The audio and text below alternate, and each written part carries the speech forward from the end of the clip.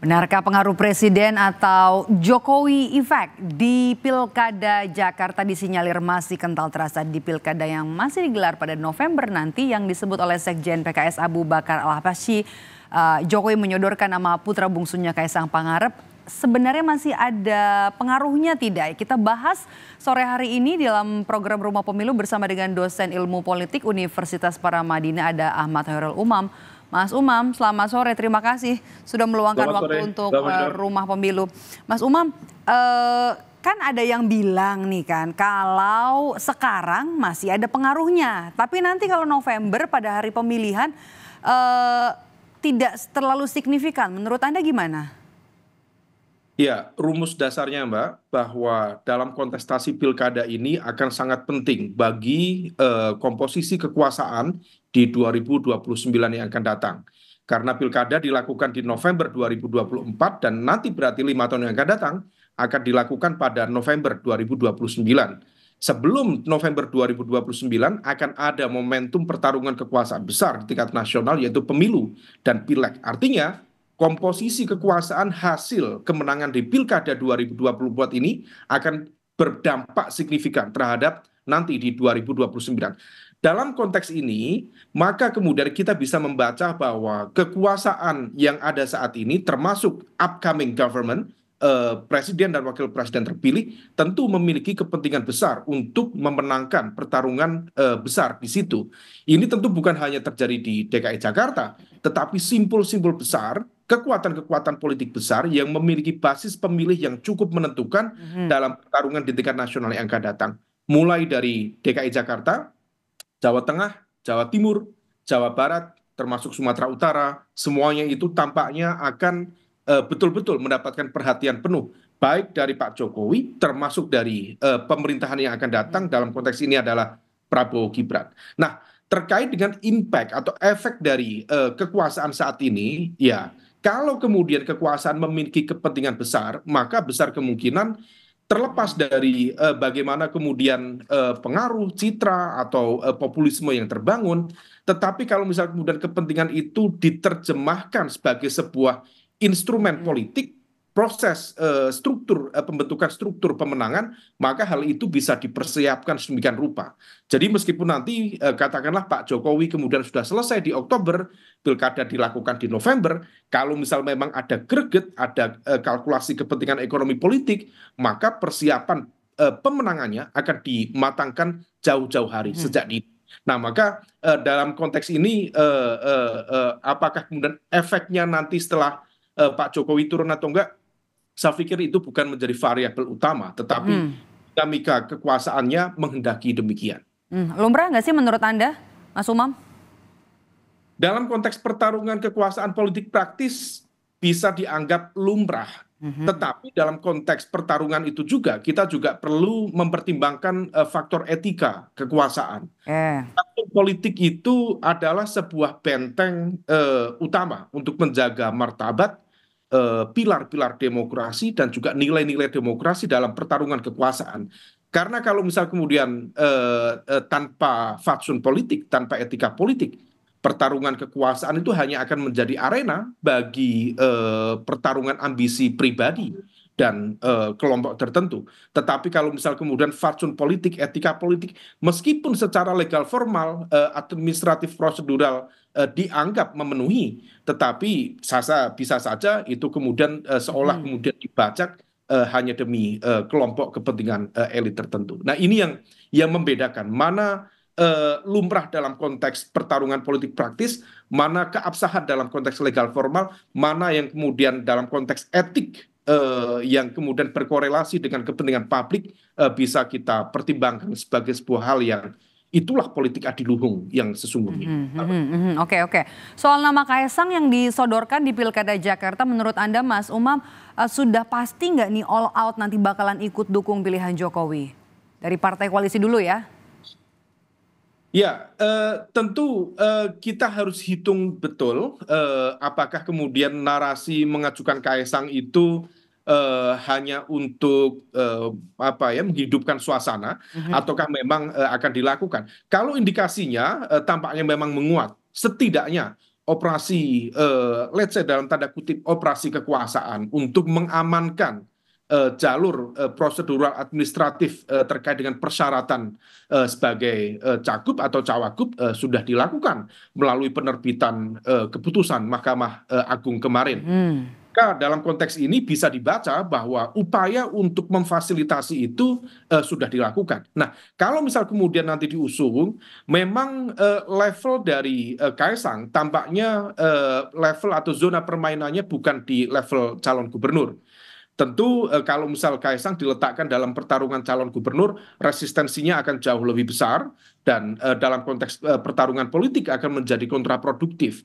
Tetapi dengan memasukkan dia dan juga Kaisang, tentu PSI memiliki bekal yang ya cukup memadai. Di level DKI dia memiliki 7% suara atau sekitar 4 kursi. Barangkali itu bisa di-exercise sebagai sebuah bekal politik yang cukup memadai untuk pertarungan selanjutnya.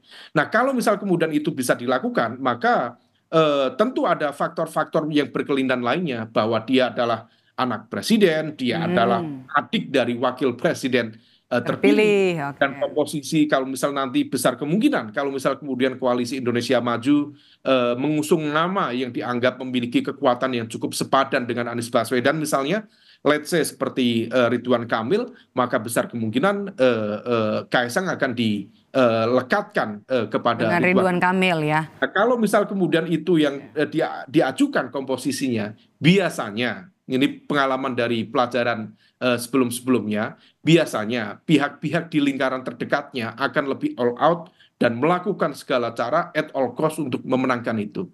Kalau anaknya didukung, biasanya orang tuanya jauh lebih serius untuk melakukan memastikan kemenangan biasanya. Oke ya, oke, bakal all out ya. Tapi kalau misalnya untuk nama Kaisang sendiri nih ya, Mas Umam, peluangnya gimana sih nanti kalau disandingkan dengan seorang Ridwan Kamil? Kaisang ini bakal menguatkan elektoral atau sebenarnya bakal sebaliknya menggerus elektoral atau elektabilitas seorang Ridwan Kamil? Ya, tentu masing-masing tentu memiliki plus minus karena bagaimanapun juga RK salah satu politisi yang memiliki kapasitas komunikasi politik yang cukup memadai, terutama dalam konteks menjangkau kelompok muda. Dan tentu ini saling menguatkan kalau misal kemudian Kaisang, apalagi PSI misalnya, kemudian sering menggunakan jargon partainya anak muda, tentu berkelindan di sana. Tetapi di saat yang sama tentu juga harus diantisipasi sekaligus juga di-embrace sebagai sebuah konsekuensi dari sebuah pilihan politik. Kalau misal kemudian nanti Kaisang yang diusung, maka serangan terhadap Kaisang terkait dengan bagaimana kemarin dia diangkat menjadi ketua umum praktis hanya dalam 2 hari dari anggota di partai politik, kemudian ketidakpunyaan track record dalam konteks kepemimpinan publik tentu akan memunculkan narasi kritis. Nah, itu adalah bagian dari sisi-sisi kekurangan yang besar kemungkinan akan dimanfaatkan oleh rival-rival politik untuk menggergaji atau untuk menghantam kepada kredibilitas politiknya. Yang bisa dilakukan oleh Kaisang dan lingkarannya tentu mulai mengantisipasi itu dengan mulai membangun argumen yang tentu bisa memitigasi serangan-serangan itu. Tetapi kalau misal kemudian ada kekecewaan dan lain sebagainya, ya itu bagian dari sebuah konsekuensi politik yang harus dihadapi. Karena setiap pilihan pasti ada konsekuensi. Oke, ini jadi apa ya, semacam jalan mulus ya dalam rekam jejak atau catatan jejak karir seorang Kaisang Pangarep di kancah politik. Tapi kalau misalnya memang benar nih ya, RK Kaisang betul nanti dimajukan oleh Koalisi Indonesia Maju, Anda melihat bagaimana nasib Anies Baswedan? Berpengaruh nggak nanti suaranya dipecah? Dalam konteks ini potensi suara dipecah memang akan bergantung pada beberapa variabel. Ada 2 yang per hari ini akan cukup menentukan bagaimana konsolidasi kekuatan politik masing-masing. Yang pertama adalah PKB. PKB tampaknya kemarin cukup solid, gimmicknya juga cukup baik memberikan dukungan kepada Anies. Tetapi begitu kemudian ada deklarasi aman, Anies Baswedan, Sohibul Iman, kita dengar bagaimana respon PKB agak meredup, agak mereda dengan mengatakan bahwa aman tidak lagi menarik, bahwa deklarasi aman berpotensi menutup dukungan dari partai-partai lain. Bisa saja statement itu menjadi sebuah semacam kopling bagi PKB untuk bermanuver kembali mencari titik kulminasi kepentingan yang lebih optimal dengan berbalik kanan atau menjadi titik pisah antara PKB dengan Anies Baswedan. Nah, ini yang harus diantisipasi oleh Anies Baswedan. Dan bisa saja langkah PKB itu adalah bagian dari ada proses negosiasi di belakang layar. Karena PKB berkepentingan untuk nyebrang di kekuasaan yang baru di bawah pemerintahan Prabowo Gibran, barangkali ada hak veto yang dikeluarkan oleh lingkaran kekuasaan untuk tentu memberikan pengurangan kekuatan bagi lingkaran Anies Baswedan. Dan yang kedua adalah PDIP. PDIP per hari ini tampak masih gamang, masih galau, karena mau berpihak ke kanan rasanya agak gengsi, mau pihak ke kiri rasanya kurang nyaman karena faktor ideologis dan lain sebagainya. Jadi ada peluang poros ketiga gitu ya, Mas Umam? Kalau kemudian PKB bisa diyakinkan oleh PDIP, maka hal ini berpotensi membuka poros ketiga dalam kontestasi pilkada Jakarta yang akan datang. Dan kalau misal terjadi 3 poros, maka besar kemungkinan akan terjadi 2 periode pemilihan. Artinya akan terjadi gelombang 2 dalam konteks 2 putaran pemilihan. ya. Kalau misal terjadi 2 putaran, maka poros ketiga ini berpotensi menjadi game changer. Karena memang target untuk menang barangkali tidak begitu optimal, tetapi keberpihakan dia di gelombang kedua nanti berpotensi menjadi penentu bagi kemenangan. Karena bagaimanapun juga Anies Baswedan memiliki basis kekuatan pemilih loyal yang cukup solid, meskipun irisannya sama dengan PKS, yaitu di basis Jakarta Timur, Jakarta Selatan, dan Jakarta Pusat. Meskipun di pusat itu kemarin agak berimbang antara Anies dan juga Prabowo. Tetapi di basis-basis yang lain, seperti Jakarta Barat, kemudian Jakarta Utara, partai-partai di koalisi Indonesia Maju juga cukup terlihat tampak kokoh di sana.